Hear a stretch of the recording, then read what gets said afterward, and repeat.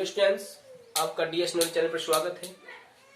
Students, आज हम इस वीडियो में फिजिक्स का पहले चैप्टर का लास्ट टॉपिक पढ़ेंगे, जो है एक समान विद्युत क्षेत्र में स्थित विद्युत ध्रुव पर लगने वाला बल आघूर्ण। स्टूडेंट्स, एक समान विद्युत क्षेत्र कौन सा होता है? एक समान विद्युत क्षेत्र वो क्षेत्र होता है जिसकी बल रेखाएं एक ही दिशा में हो। जिसकी दिशाएं एक ही दिशा में होंगी वो क्षेत्र एक समान विद्युत क्षेत्र होगा। उस एक समान विद्युत क्षेत्र में हमने वैद्युत द्विध्रुव रखा है और वैद्युत द्विध्रुव पर जो विद्युत क्षेत्र के द्वारा बल लग रहा है उस बल का हमें निगमन करना है।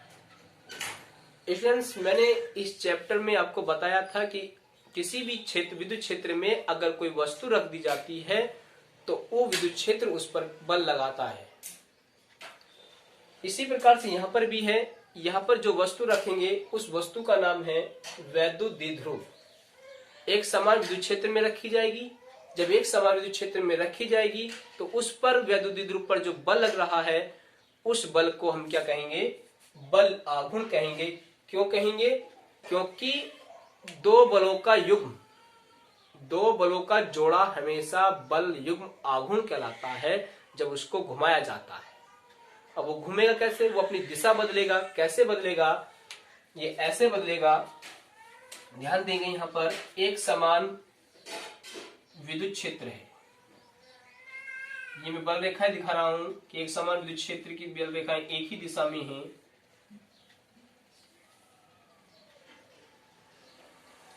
इस प्रकार से ये विद्युत क्षेत्र ई है जिसकी दिशा इधर है। विद्युत क्षेत्र को हम ई से लिखते हैं। विद्युत क्षेत्र तीव्रता कह दो, ये विद्युत क्षेत्र कह दो, तीव्रता ई है। अब इसमें हमने थीटा कोण पर एक वैद्युत द्विध्रुव रख दिया। ये एक वैद्युत द्विध्रुव है। इस प्रकार से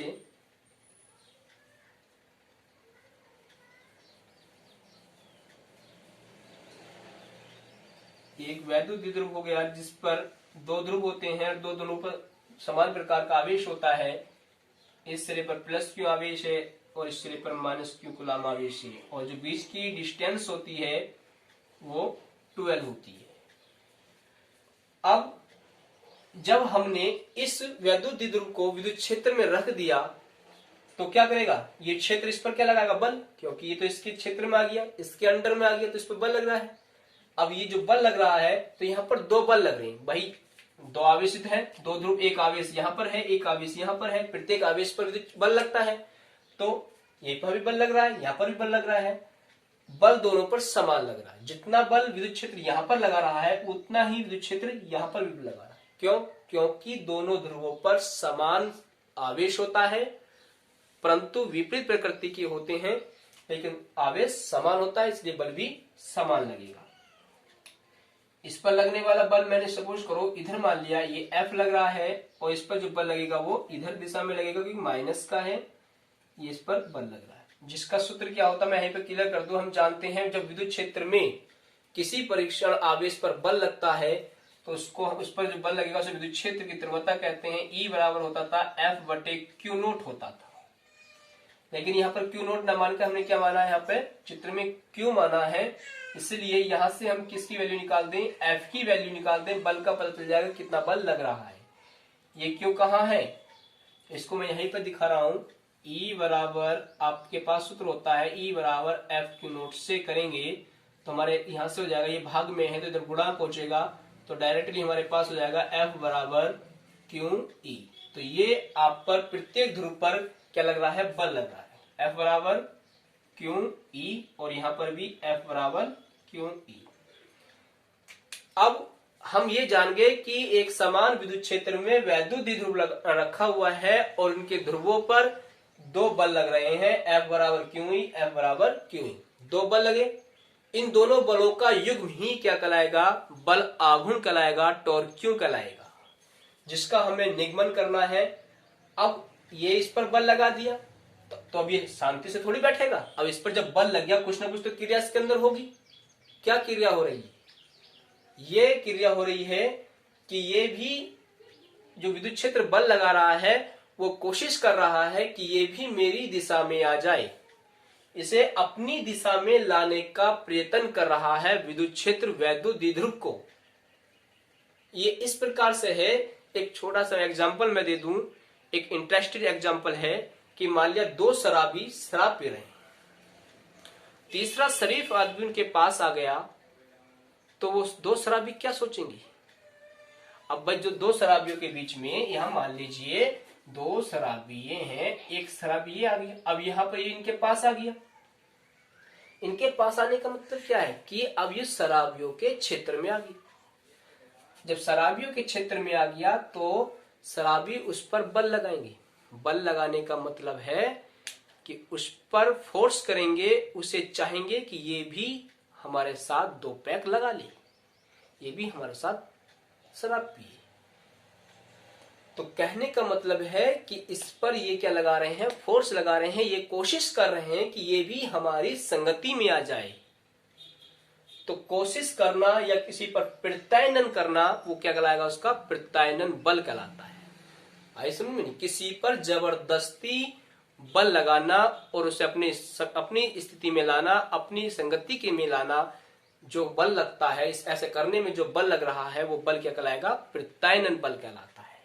ध्यान दीजिए, ये एग्जाम्पल था समझने के लिए, इस पर ज्यादा ध्यान न दें। अब यहाँ पर आ जाइए कि कहने का मतलब ये है कि जब एक समान विद्युत क्षेत्र में हमने वैद्युत द्विध्रुव रख दिया, तो ये क्या कोशिश कर रहा है विद्युत क्षेत्र की ये भी मेरी दिशा में आ जाए।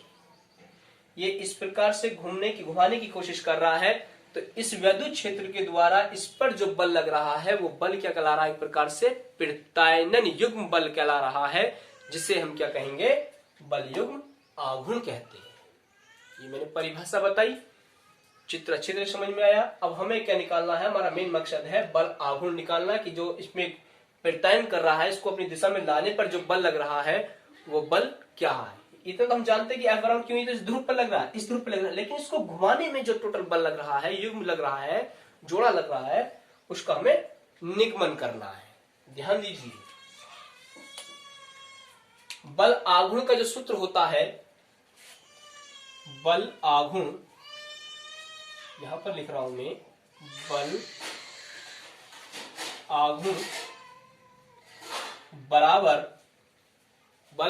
बराबर होता है बल गुणा बलों के बीच की लंबवत दूरी। बलों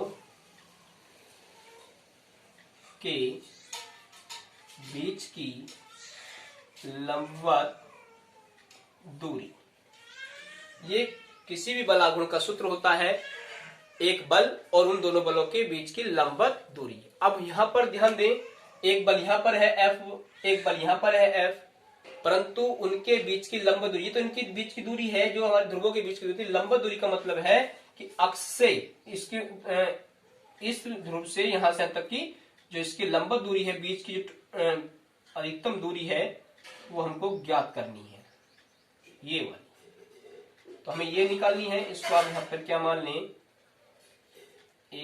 इसको A मान लें, यहां पर इसको B मान लें और इसको C मान लें। तो ये वाली पहले हम डिस्टेंस निकाल देंगे, और जब ये डिस्टेंस निकल जाएगी तो हम यहाँ पे इस पे मान रख देंगे। तो ध्यान दें, इसको मैंने क्या मान लिया, इसको मैंने x मान लिया, जिसे हमें निकालना है। तो सूत्र बन जाएगा, बल आघूर्ण को हमेशा ध्यान रखना, बल आघूर्ण को अंग्रेजी में बोलते हैं टॉर्क्यू, टॉर्क्यू बोलते हैं, टॉर्क्यू। तो इसलिए पहला अक्षर जो आ रहा है इसका टो, तो इस टो को थोड़ा सा प्रतीक बना दिया गया है इसका।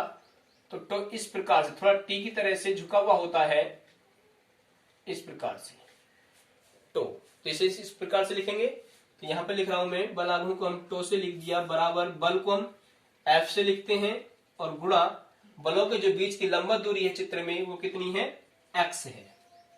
अब इस x का मान निकालना है। देखिए यहां पर चित्र में एक त्रिभुज बन गया, त्रिभुज बन गया समकोण त्रिभुज।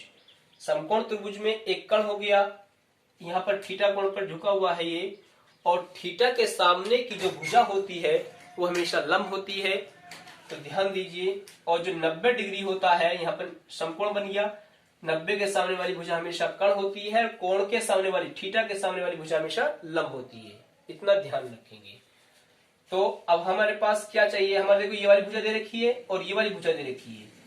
ये कण दे रखा है और ये लंब दे रखा है। कण और लंब ट्रिग्नोमेट्री फंक्शन में किस में आता है? लाल बटे कक्का से हम जानते हैं कि वो साइन में आता है। साइन थीटा बराबर होता है लंब बटे कण। तो यहां से ध्यान दें, साइन थीटा बराबर लंब कितना है हमारा x और कण कितना है 2l। दूरी मान रख दिए। अब हमें x की वैल्यू निकालनी है, तो ये भाग में इधर गुणा में जाएगा, साइन थीटा के साथ 2l हो जाएगा, तो क्या जाएगा 2l साइन थीटा बराबर x। तो x की वैल्यू कितनी आएगी? लंबवत दूरी आएगी 2l साइन थीटा। यहां पुट कर दीजिए तो ये हो जाएगा टो बराबर f गुणा 2l साइन थीटा, और f का मान भी रख दीजिए। f बराबर कितना है? f बराबर हमारे पास है QE। यहां से हमने रख दिया, तो सारा सूत्र क्या बन गया? ये बन गया टो बराबर 2 है हमारे साथ, और Q भी है और L भी है, और साथ में साइन थीटा भी है, 2 और E भी है। सॉरी, यहां पर E भी है, एक E लगा लीजिए इस प्रकार से, 2QL E साइन थीटा। अब यहां से एक चीज और आ रही है, यहां पर जो लिखा हुआ है 2QL।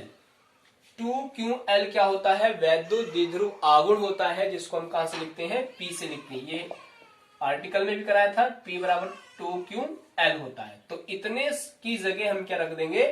P रख देंगे, तो सूत्र बन जाएगा टो बराबर PE साइन थीटा। इसकी जगह P रख दिया, साथ में E हमारे साथ है और साइन थीटा। तो ये जो सूत्र बनकर आया, ये वैद्युत द्विध्रुव पर लगने वाला बल आघूर्ण आया। तो ये आर्टिकल था। अब इस सूत्र के साथ यहाँ पर 3 नोट्स बनते हैं, जो एक नंबर में बहुत पूछे जाते हैं। ध्यान दीजिए, इसको नोट कर लें। मैं इसको टांग देता हूं, ध्यान दें। इसका पहला नोट होगा कि जब मान लीजिए मैंने जो चित्र बनाया था, इसके आधार पे हम नोट निकालेंगे। ये इस प्रकार से था, ये हमने एक वैद्युत द्विध्रुव रखा हुआ था। अब अगर ये वैद्युत द्विध्रुव हमारे पास थीटा कोण पर रखा हुआ, थीटा कोण मतलब कोई से भी कोण पर रखा हुआ है, तो हम ये वाला फॉर्मूला लगा देंगे, बल आघूर्ण निकाल देंगे। लेकिन यहाँ पर 3 नोट्स निकल कर आएंगे। अगर ये बल आघूर्ण, ये द्विध्रुव विद्युत क्षेत्र की दिशा में आ जाए, विद्युत क्षेत्र की दिशा का मतलब है जिधर को विद्युत क्षेत्र की बल रेखाएं हैं उसी दिशा में जाए, यानी कि ये ऐसे रखा हुआ है और ये इस दिशा में आ जाए। अगर मैं इस दिशा में रख दूं तो बल आघूर्ण कितना होगा? कोण कितना बनेगा? 0 बनेगा। अरे यहाँ पे तो थीटा कोण बना हुआ है। अब ये थीटा ना बना के मैं क्या कर दूं, यहाँ पे इसको इसी दिशा में ले जाऊं, तो विद्युत क्षेत्र के और इसके बीच में कितना कोण बन रहा है? 0 बन रहा है। तभी हम यहाँ पे 0 रख देंगे, तो सारा कितना जाएगा? 0, क्योंकि साइन 0 का मान कितना होता है? 0। तो यहाँ पर कोई बल आघूर्ण कार्य नहीं करेगा। कब? जब द्विध्रुव को विद्युत क्षेत्र की दिशा में रखेंगे। तो एक नोट यहाँ पे यही बनेगा, यदि द्विध्रुव को क्षेत्र की दिशा में रखा जाता है, क्षेत्र की, जब वैद्युत द्विध्रुव को क्षेत्र की दिशा में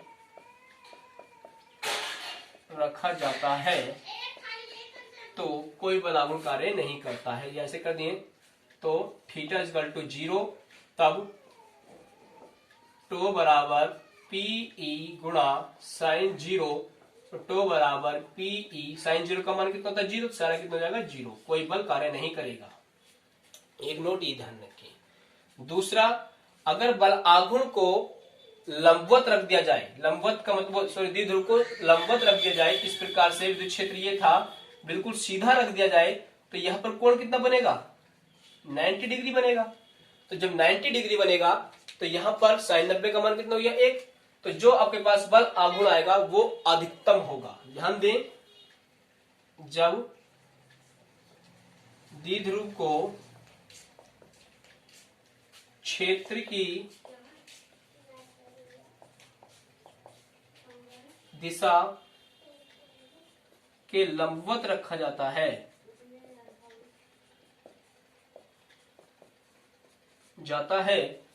तब थीटा इक्वल टू क्या होता है? 90 डिग्री।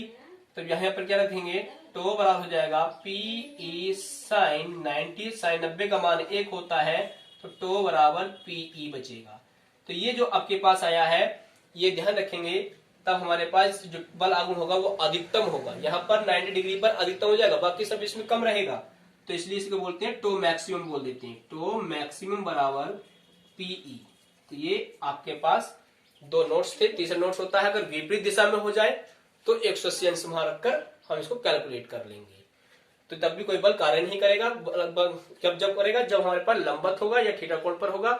अगर इस दिशा में है तब भी हमारे पास कोई बल कार्य नहीं करेगा, और इस प्रकार से है विपरीत दिशा में है तब भी कोई कार्य नहीं करेगा। इस वीडियो में इतना ही। इस वीडियो को इस चैनल पर सब्सक्राइब कर लें, और अगली वीडियो में इसके न्यूमेरिकल्स कराऊंगा।